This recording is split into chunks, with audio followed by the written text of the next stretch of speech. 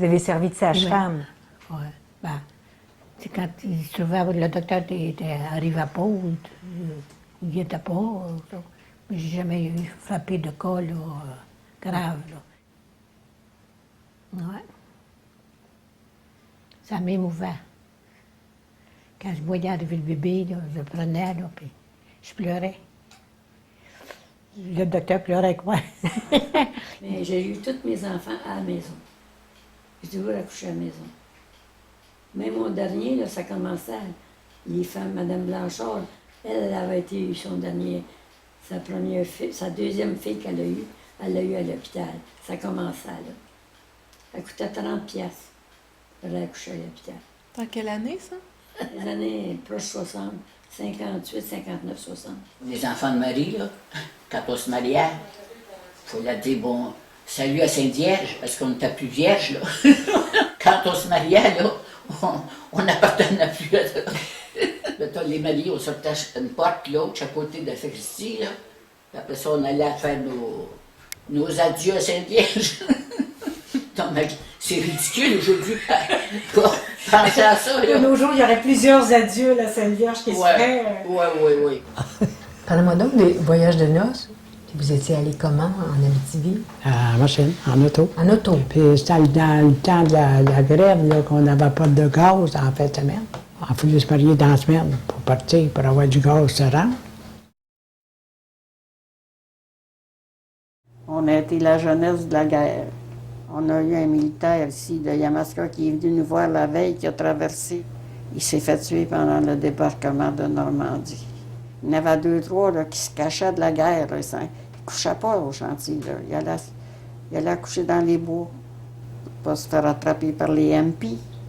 4 de mes belles-sœurs sont mariées le même soir, en 1940, le 14 de juillet. C'est ça qu'on appelait, comment ça s'appelait? La course au mariage. La course au mariage. Ouais, mes belles-sœurs, j'ai 4 de mes belles-sœurs qui sont mariées en même temps, à 11 h du soir.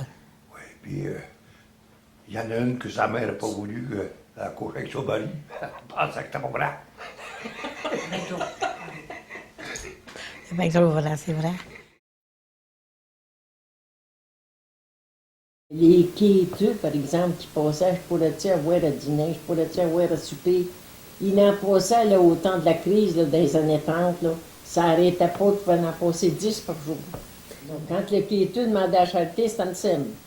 Tu sais, les quêteux, comme du temps de Séraphin, là, quand ils passaient, il y en avait qui demandaient la charité, s'il vous plaît, on leur donnait une cime. Ah oui.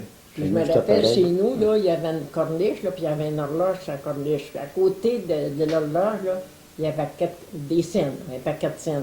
Ça, c'était pour les quêteux. Dans le rang de Picardie, il y avait une vieille maison qui appartenait à un quêteux. Puis durant l'hiver, ça c'était près de la 132 actuelle.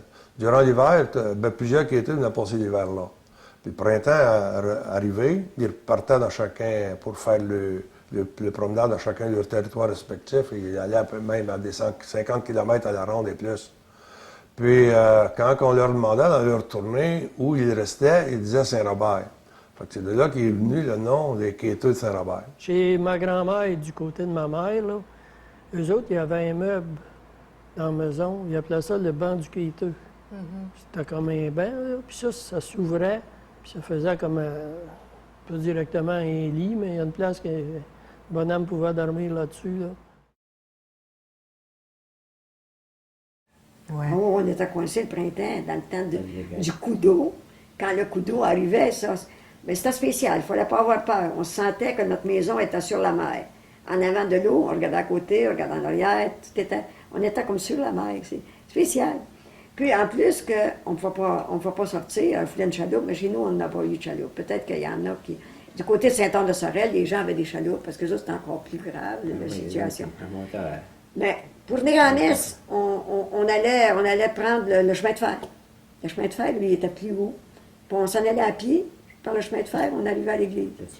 On a fait ça, à part ça, parce que dans le chemin, là, il n'y avait pas moyen de passer.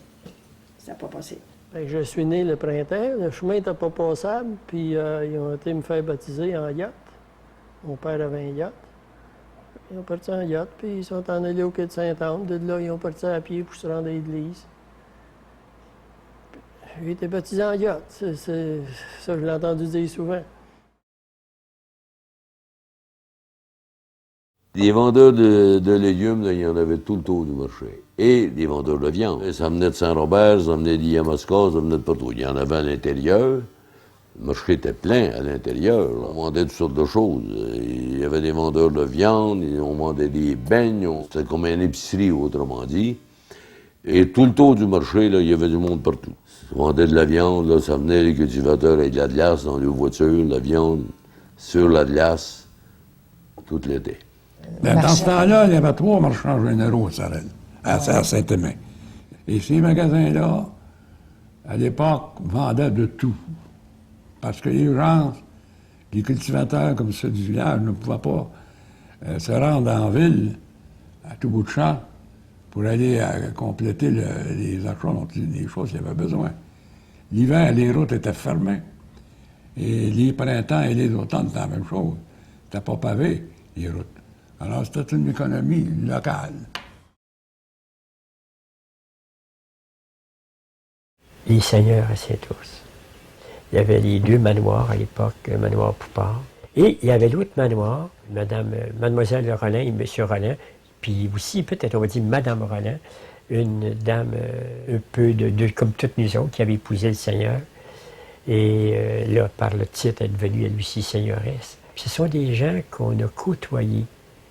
Ça aussi, c'était un plaisir pour moi, pour mon frère, pour moi, puis certains copains, d'aller au manoir. Simplement d'être reçus par ces dames-là.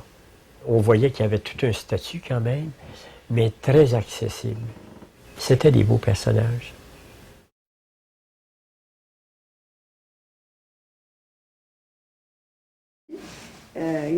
Les jeunes aujourd'hui, j'ai justement des réflexions. Des fois, il y a des jeunes qui disent ben, comment vous avez fait pour vivre dans ce temps-là?